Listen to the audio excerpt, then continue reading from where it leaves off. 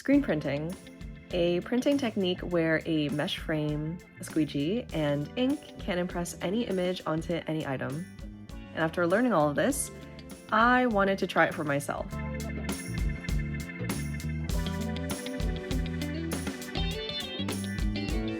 Hi, I'm Jess, and I attempted to screen print on tote bags.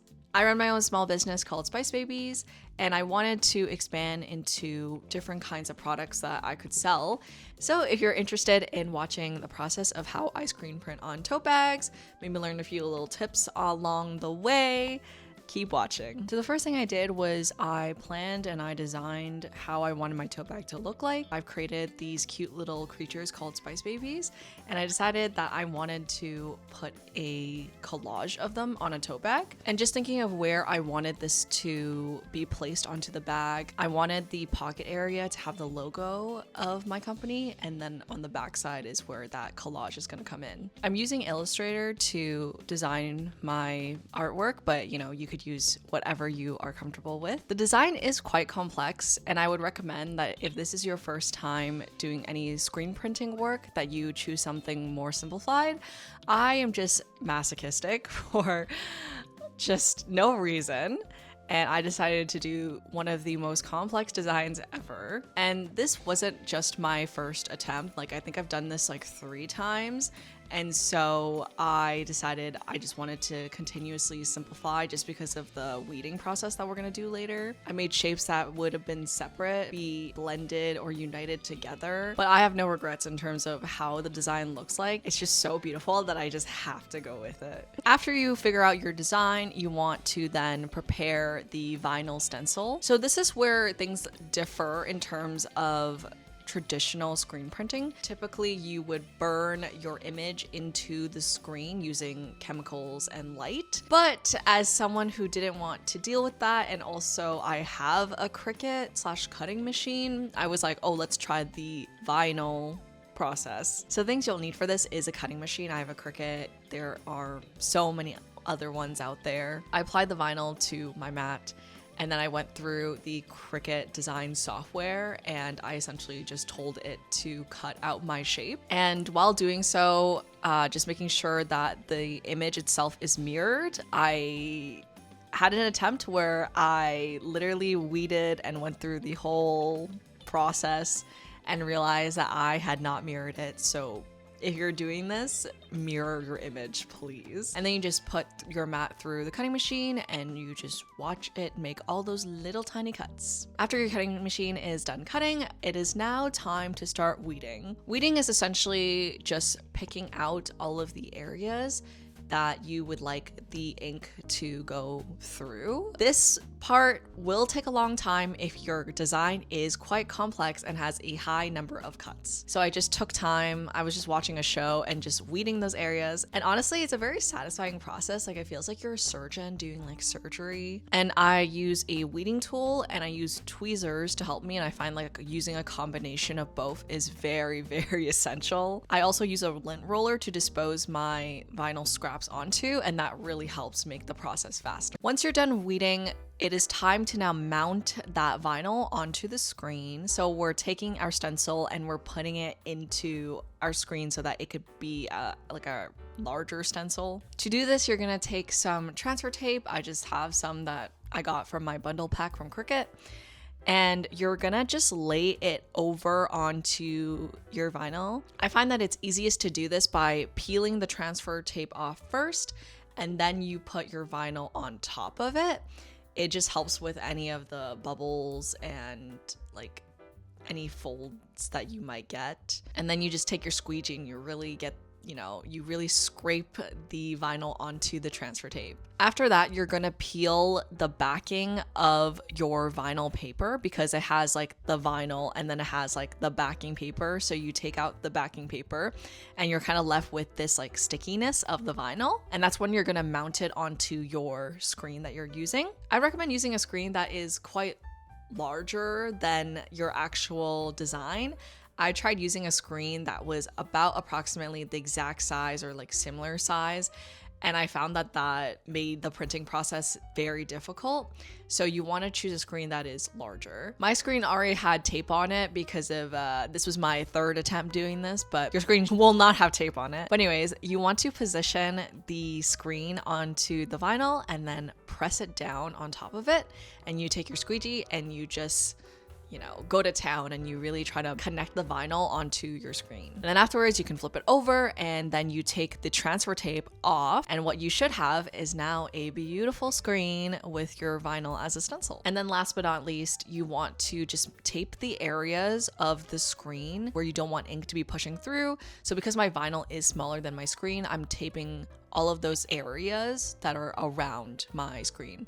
And I find that it also kind of helps with cleanup after that. It is now time to print. I found that this was probably the most tedious and difficult task. I almost broke down crying, but that's okay because I persevered. A few tips when you're printing is I would watch a bunch of printing videos, like people screen printing, just to kind of understand the process and tips. I'll give my own tips, but especially when you don't have a screen printing press, it is a bit more trickier in terms of you got to make sure that everything is fully aligned and that you work fast. Just to outline the process, you're gonna take your garment or whatever you want to print on, place my tote bag onto my table, and I just made sure that my workspace was ready for me. I had paper all around because ink was gonna get everywhere. You want to do this on a surface that can be cleaned afterwards. Like, don't do this on like cloth or something because it will stain. And then afterwards, you want to have your squeegee right there. You want to have your ink right there with like a little spoon.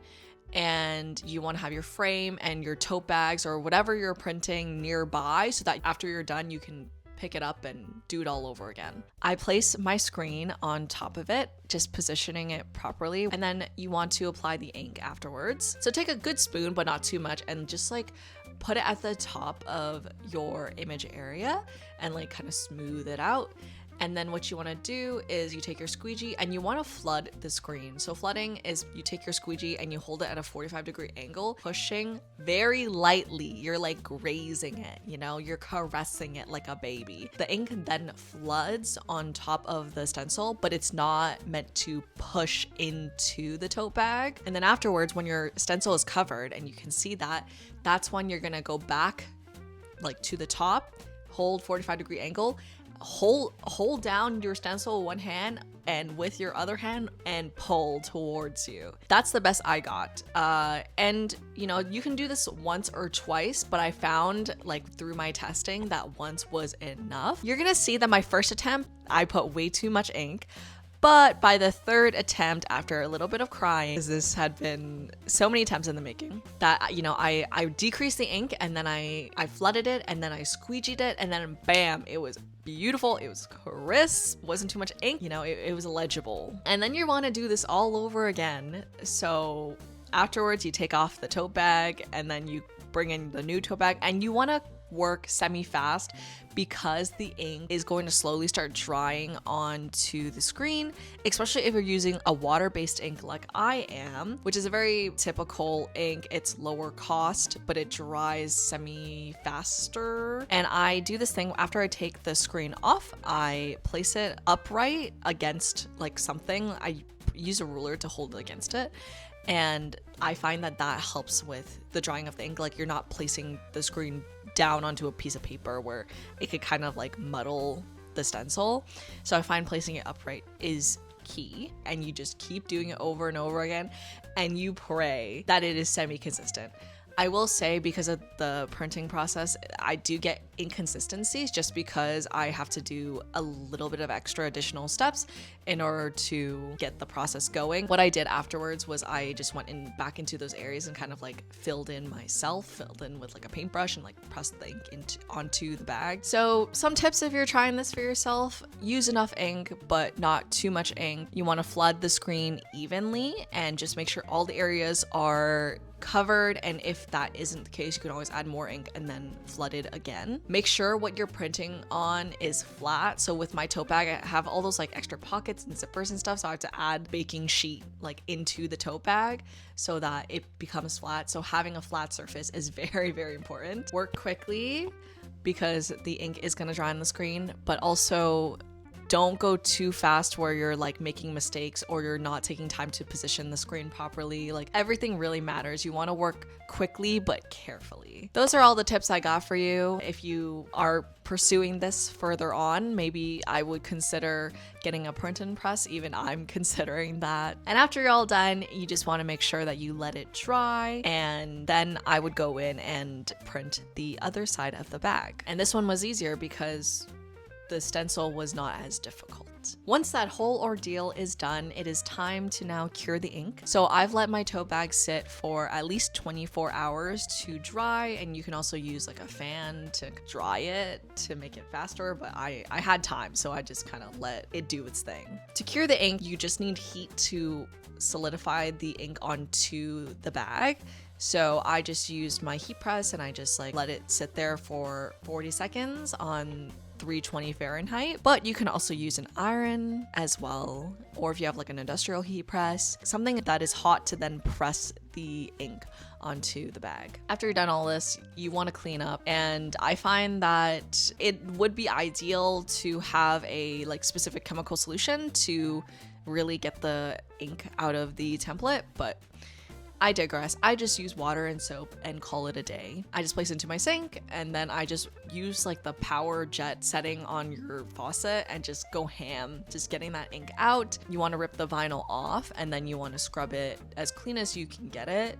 You will see staining, but I think it should be fine. I don't think it's gonna be too much of an issue. It's just staining. You're gonna clean your squeegee, you're gonna clean your scraper, all the things. And another tip is at the end, when I'm done, I take a scraper and I just scrape the ink off of my squeegee and my frame, and I just put it back into my ink jar so I'm not wasting as much ink. Yeah, so you just want to do your best, hose it down, just hose the whole thing down, and then just make sure you let it dry completely, especially if the frame is made out of wood. And then bam, voila, you have a beautiful tote bag that you printed yourself, and you can be so proud of your artistry and everything you've done. As you can see, with the screen printing vinyl process, it does do quite a good job in terms of getting crisp lines.